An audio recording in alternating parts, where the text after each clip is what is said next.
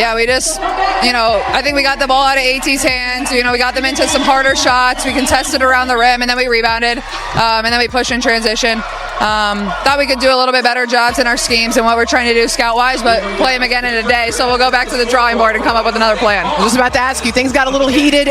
And, we got them into some harder shots. We contested around the rim, and then we rebounded, and then we pushed in transition. Thought we could do a little bit better jobs in our schemes and what we're trying to do scout-wise, but... For weeks, questions have surrounded Caitlin Clark, the offense of the Indiana Fever, and the direction that Stephanie White has chosen for one of the most gifted playmakers basketball has ever seen. Against Phoenix, those questions exploded into the open. The box score only told part of the story. The Fever scored just 6 points in the first quarter. 6. An offense built around Caitlin Clark's vision, pace, and creativity suddenly looked trapped, possessions stalled, movement disappeared, rhythm vanished. And for a franchise trying to build around its generational star, the performance felt like a warning sign. What made the night so fascinating wasn't simply that the Fever struggled. It was that Caitlin Clark appeared to publicly acknowledge something many fans have been arguing for months. When Caitlin Clark discussed the team's schemes and admitted there were things that needed to be better, it sounded like more than a routine post-game answer. It sounded like frustration. It sounded like a player who understands exactly what makes her dangerous, and exactly what is preventing the Fever from maximizing those strengths. The tension between Caitlin Clark's natural style and Stephanie White's offensive structure has become one of the biggest storylines surrounding the Indiana Fever. Because when Caitlin Clark is allowed to push tempo, attack in transition, and create chaos, defenses panic.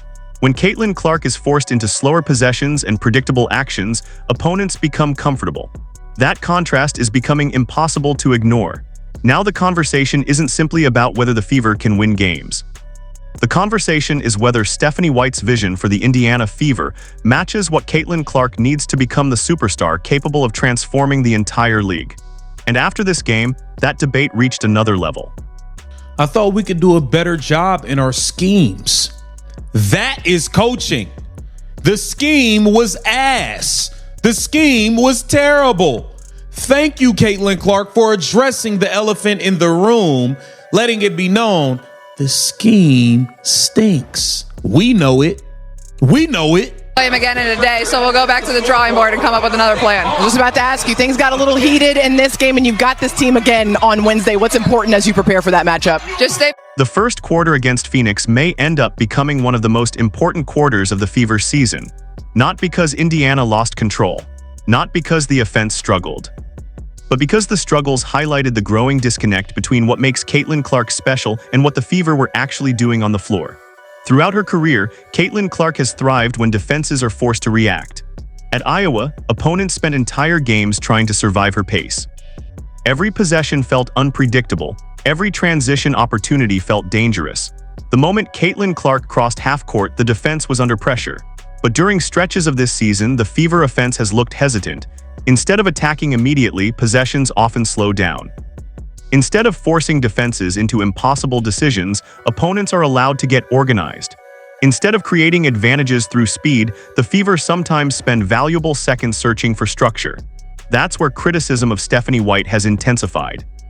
Because coaches are judged by one primary responsibility: putting their best players in position to dominate. When Caitlin Clark is reduced to standing, waiting, or operating in a system that limits her instincts, fans naturally begin questioning the game plan. The most revealing part of the post-game comments was that Caitlin Clark specifically mentioned improvements needing to happen within the team's schemes. That word matters. Schemes, not effort, not energy, not toughness. Schemes. The Fever eventually recovered because Caitlin Clark helped push the game toward a faster rhythm. Indiana found better defensive intensity. Transition opportunities emerged, momentum shifted, but the bigger question remained: why did it take so long? If the Fever know what works for Caitlin Clark, why aren't they leaning into it from the opening tip? That question isn't going away. And every slow start adds more pressure on Stephanie White to provide answers. Honestly, I don't remember hearing anything, either specific words, but I don't know. I appreciate having my back. It's nice to have a teammate like that that's always going to go to battle for their teammates. And, I thought we did a good job. It's nice to have a teammate like that that'll have your back. Y'all know how long we watched Caitlin Clark get knocked to the floor, most flagrantly fouled player in the league, being targeted, all types of stuff, and none of these damn teammates would step up. until Sophie, the blonde bomber. One of the most revealing moments of the night had nothing to do with scoring. It involved support. For much of her professional career, Caitlin Clark has found herself at the center of physical confrontations, hard fouls, and emotional moments. The spotlight on Caitlin Clark is unlike anything most WNBA players have experienced. Every game becomes a national story, every foul becomes a debate, every reaction becomes a headline. That creates a unique psychological burden. Players want to know their teammates have their backs. Players want to know they're not fighting every battle alone. When Caitlin Clark expressed appreciation for teammates standing up for one another, it revealed an important element of team chemistry. Basketball isn't just tactics. Basketball is trust. It's knowing that when pressure rises, the group stays together. The greatest teams in league history all shared that characteristic. Whether it was the dynasties led by legends in previous eras or championship teams that dominated through unity, successful organizations built an identity where stars felt protected and valued. For Caitlin Clark, that matters because she carries enormous expectations every night. She isn't simply trying to win, she's trying to elevate an entire franchise. She's trying to justify unprecedented attention. She's trying to handle defensive game plans specifically designed to stop her. And she's doing all of that while learning the professional game. That reality makes coaching decisions even more important. A player under that level of pressure needs systems that simplify the game, not complicate it. A player under that level of pressure needs freedom, confidence, and trust. If Stephanie White can create an environment where Caitlin Clark feels empowered rather than restricted, the Fever become dangerous. If that doesn't happen, frustration inevitably grows, and frustration eventually becomes impossible to hide. I'd love to hear what they say of the reasoning of why I got the technical foul in that situation and why other players on their team didn't get a technical foul in that situation. If anything, split it. Okay, fine. Everybody gets a technical foul. That wasn't how they were handed out. So I'd love to know. But obviously, that's what I went to Gerda and said. I said, why'd you give me a technical foul? She said, because I was clapping and instigating. I said, okay, then you just don't like competitive basketball. And that's just facts. That's just reality. So disappointing from them. Yeah, the refs are a joke in the WNBA. Stephanie White's a joke. The stakes surrounding Caitlin Clark and Stephanie White extend far beyond one game. This is about the future of the Indiana Fever. This is about the future of a franchise that suddenly possesses one of the most marketable athletes in all of sports. Every decision now carries larger consequences. If Stephanie White unlocks the full version of Caitlin Clark, the Fever could become annual championship contenders. Attendance rises, television ratings climb, free agents become interested, the organization transforms. But if the offense continues struggling to maximize Caitlin Clark's strengths, difficult questions emerge. Should the scheme change? Should the roster construction change? Should responsibilities shift? These are the types of questions organizations face when a superstar's development becomes the central priority.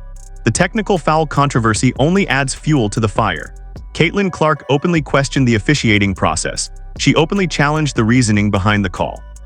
And she made it clear that competitive emotion is not something she's willing to remove from her game. That mentality is part of what made Caitlin Clark a phenomenon. You don't create historic moments by playing cautiously. You don't transform a league by shrinking from confrontation. You do it by embracing pressure. The Fever now find themselves at a crossroads. One path leads toward building everything around the aggressive, fast-paced style that made Caitlin Clark a superstar. The other path risks asking Caitlin Clark to fit into structures that may not maximize her greatest gifts. History suggests the smartest organizations adapt to generational talents.